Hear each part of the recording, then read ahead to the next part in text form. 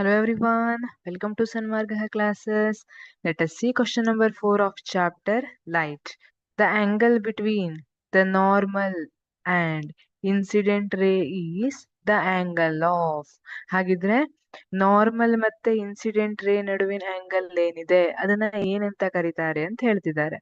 ಈಗ ಇಲ್ಲಿ ಇಮೇಜ್ ಅನ್ನ ನೋಡಿದ್ರೆ ನೀವು ದಿಸ್ ಇಸ್ ಇನ್ಸಿಡೆಂಟ್ ರೇ ಅಲ್ವಾ, ಇದು ಬಂದು ಬೀಳ್ತಾ ಇರೋಂತ ರೇ. Wear as this one is reflected ರೇ, ಇದು ರಿಫ್ಲೆಕ್ಟೆಡ್ ರೇ ಇದೆ. ಅಂಡ್ ಈ ಪಾಯಿಂಟ್ ಅಲ್ಲಿ ಒಂದು ನಾರ್ಮಲ್ ಅನ್ನ ಎಳೆದಿರ್ತೀವಿ, ಈ ಸರ್ಫೇಸ್ಗೆ ಒಂದು ನಾರ್ಮಲ್ ಅನ್ನ ಎಳೆದಿರ್ತೀವಿ, ಇದೇ ನಾರ್ಮಲ್ ಅಂತ ಹೇಳ್ತಿದ್ದಾರೆ. ಹಾಗಿದ್ರೆ ಈ ನಾರ್ಮಲ್ ಮತ್ತೆ ಇನ್ಸಿಡೆಂಟ್ ರೇಗೆ ಇರೋ angle, this angle is called, ಇಲ್ಲಿ ಕ್ವಶನ್ ಅಲ್ಲೇ ಆನ್ಸರ್ ಇದೆ ಅಲ್ವಾ, option A incidence.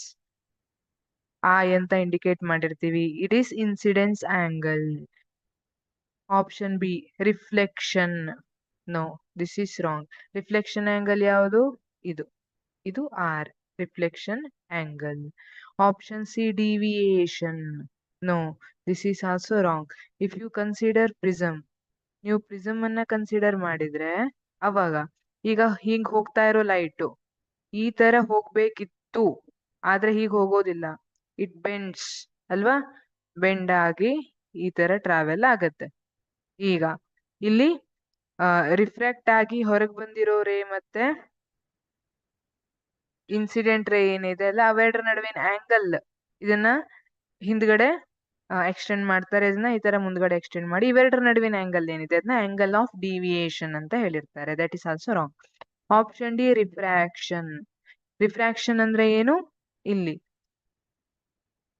Light ray ಒಂದ್ ಮೀಡಿಯಂ ಇಂದ ಇನ್ನೊಂದು ಮೀಡಿಯಂಗೆ, ಫಾರ್ ಎಕ್ಸಾಂಪಲ್ ಏರ್ ಟು ವಾಟರ್ಗೆ ಲೈಟ್ ರೇ ಟ್ರಾವೆಲ್ ಆಗ್ತಾ ಇದೆ. ಅವಾಗ ಏನಾಗುತ್ತೆ, ಈ ಲೈಟ್ ರೇ ಸ್ಟ್ರೇಟ್ ಆಗಿ ಬರಬೇಕಿತ್ತು, ಸ್ವಲ್ಪ ಬೆಂಡ್ ಆಗುತ್ತೆ. ಇದನ್ನ ಏನಂತ ಕರಿತೀವಿ? ರಿಫ್ರಾಕ್ಷನ್. ಇಲ್ಲಿ ಈ ಆಂಗಲ್ ಅನ್ನ ಆಂಗಲ್ ಆಫ್ ರಿಫ್ರಾಕ್ಷನ್ ಅಂತ ಕರೆದಿರ್ತೀವಿ. ಸೊ ಇಲ್ಲಿ ಕರೆಕ್ಟ್ ಆಗಿರೋ answer option A incidence. Thank you.